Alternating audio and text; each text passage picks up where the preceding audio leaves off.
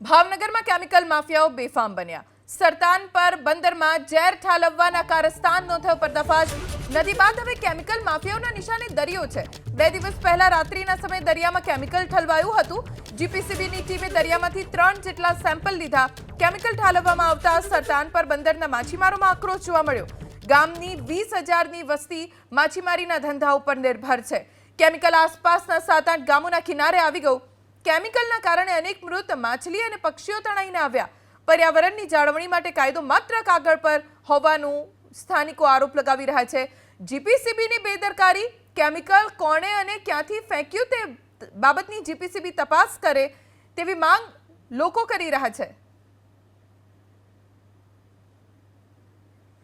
ભાવનગર જિલ્લાના દરિયાને પ્રદૂષણ કરવાનું સૌથી મોટું કારસ્તાન બહાર આવ્યું છે। હાલ એબીપી અસ્મિતાની ટીમ મધદરિયે પહોંચી આવી છે। તમને સરતાન પર દરિયાની વચ્ચેના દ્રશ્યો બતાવવા માંગીશ કે અહીં જે દરિયાની વચ્ચે 2 દિવસ પહેલા બ્લેક કલરનું જે પ્રવાહી ઓઇલ જેવું છે તેમને મોટી માત્રાની અંદર છોડવામાં આવ્યું છે, જેના કારણે જે મોટી સંખ્યાની અંદર માછીમારી કરતા લોકો હોય છે તેમની માછીમારી ઉપર પણ અસર પહોંચી છે। કારણ કે જે સરતાન પર ગામ આવેલું છે કે જે આખું ગામ માછીમારી ઉપર નિર્ભર હોય છે અને આ ગામની વસ્તી 20,000થી પણ વધારે છે। પરંતુ જે પ્રમાણે અલંગથી સરતાન પર વચ્ચેનો જે ગેપ છે તે 12 કિલોમીટરનો છે અને આ 12 કિલોમીટરના એરિયાની અંદર જે બ્લેક કલરનું ઓઇલ જેવું પ્રવાહી છે તે દરિયાની અંદર સીધું જ ઠાલવી દેવામાં આવ્યું છે।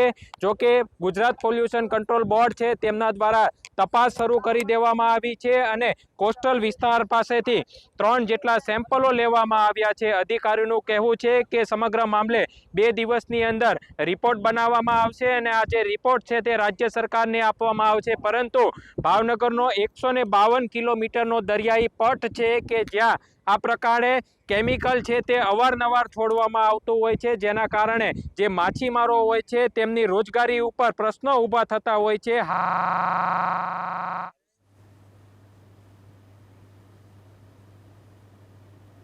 તે દરિયાકાંઠાની વિસ્તારની અંદર પણ જોવા મળી રહ્યું છે। આજે માછીમારોના આ જે પ્રશ્નો ઊભો થયો છે, આ સાથે દરિયાની જે જળચર જીવસૃષ્ટિ હોય છે તેમની ઉપર પણ ખતરો ઊભો થયો છે। સાથે જ જે પક્ષીઓ હોય છે તે પણ કોસ્ટલ વિસ્તારની અંદર વિચરણ કરતા હોય છે, પરંતુ ક્યાંક ને ક્યાંક આ જે ઓઇલ છે તેના કારણે તેમના ઉપર પણ જીવનો ખતરો ઊભો થયો છે। આ જે કેમિકલ છોડવામાં આવ્યું છે તેના કારણે મોટી સંખ્યાની અંદર મછલી છે તે મરી ગઈ છે। પરંતુ જો આ મામલે તપાસ કરવામાં આવે તો સૌથી મોટું કૌભાંડ બહાર આવી શકે છે, કારણ કે દરિયાની અંદર અનઅધિકૃત રીતના કેમિકલ છોડવામાં આવે છે, જેના કારણે દરિયો છે તે ભાવનગરનો ખૂબ જ મોટી માત્રાની અંદર ભાવનગરના દરિયાને પ્રદૂષણ કરવાનું સૌથી મોટું કારસ્તાન તળાજા તાલુકાના સરતાન પર બંદરથી બહાર આવ્યું છે। હાલ તમને સીધા દ્રશ્યો બતાવવા માંગીશ કે અહીં જે કોસ્ટલ વિસ્તાર આવેલો છે કે જ્યાં 2 દિવસ પહેલા મોટી માત્રાની અંદર કાળા કલરનું જે આ કેમિકલ છે તે છોડવામાં આવ્યું હતું, જેના કારણે જે દરિયાનું પ્રદૂષણ છે તે સપાટી ઉપર આવી ગયું હતું। તેના કારણે જે માછી હોય છે, મચ્છી હોય છે, આ સાથે જે અન્ય જળચર જીવસૃષ્ટિ હોય છે કે જેમના ઉપર મોટો ખતરો ઊભો થયો છે, કારણ કે આ જે કેમિકલ છે તે અલંગથી સરતાન પર બંદર સુધીના જે દરિયો આવેલો છે તેની અંદર છોડવામાં આવ્યું છે। આ જે અંતર છે તે 12 કિલોમીટરનું હોવાનું જાણવા મળી રહ્યું છે। જો કે આ પ્રમાણે દરિયાની અંદર અવારનવાર આ જે કેમિકલ છે તે છોડવામાં આવતું હોય છે, તેનો નિકાલ કરવામાં આવતો હોય છે, જેના કારણે દરિયાનું પ્રદૂષણ છે તે ખૂબ જ મોટી માત્રાની અંદર ફેલાતું હોય છે। તમને સરતાન પર બંદરના દ્રશ્યો બતાવવા માંગીશ કે અહીં જે કોસ્ટલ જે દરિયાનો કાંઠો આવેલો છે તેની થોડે દૂર આ જે કેમિકલ છે તે ચોંટેલું જોવા મળી રહ્યું છે। હાલ જે માછીમારી કરી રહેલા સરતાન પર બંદરના આ જે દ્રશ્યો છે કે તે તમામ બોટો છે તે હાલ લંગારી દેવામાં આવી છે, એટલા માટે કે આ જે કેમિકલ છે તે ખૂબ જ મોટી માત્રામાં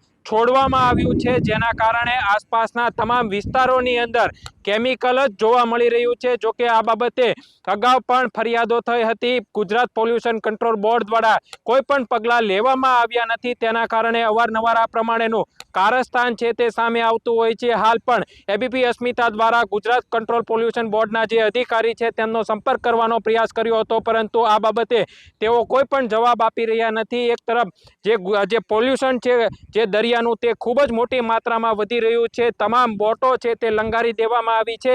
સરતાનપર ગામની જો વાત કરવામાં આવે તો 20,000ની વસ્તી ધરાવતું આ ગામ છે, પરંતુ હાલ આ જે ગામ છે તે માછીમારી ઉપર નિર્ભર હોય અને આ જે કેમિકલ છોડવામાં આવ્યું છે તેના કારણે તમામ બોટો છે તે લંગારી દેવામાં આવી છે. તમામ ધંધો રોજગાર છે તે માછીમારીનો બંધ થઈ ચૂક્યો છે. ત્યારે જો ગુજરાત પોલ્યુશન કંટ્રોલ બોર્ડ દ્વારા વહેલી તકે આ જે પોલ્યુશન જે ફેલાવી રહેલા ઈસમો છે તેમની સામે જો પગલાં લેવામાં નહીં આવે તો જે દરિયાની જીવસૃષ્ટિ છે તેમની ઉપર મોટો ખતરો ઊભો થશે. કારણ કે હાલ તો અધિકારી પાસેથી એવી જાણકારી મળી રહી છે કે આજે જે કેમિકલ છોડવામાં આવ્યું છે તેમનો 2 દિવસની અંદર રિપોર્ટ છે તે રાજ્ય કક્ષાએ જે ગુજરાત પોલ્યુશન વિભાગનું અધિકારીની કચેરી છે, વડી કચેરી, ત્યાં સુપ્રત કરવાનો છે. આ દ્રશ્યો જોઈ શકાય છે કે કાંઠા વિસ્તારની અંદર મોટી માત્રાની અંદર જે બ્લેક કલરનું કેમિકલ જેમને ઓઇલ કહેવામાં આવે છે કે અલંગની અંદરથી આ છોડવામાં આવ્યું હોવાની માહિતી છે તે હાલ મળી રહી છે. તમામ માછીમારોએ પોતાની બોટ લંગારી દીધી છે, કારણ કે આ સૌથી મોટું દરિયાને પ્રદૂષણ કરવાનું કારસ્તાન છે.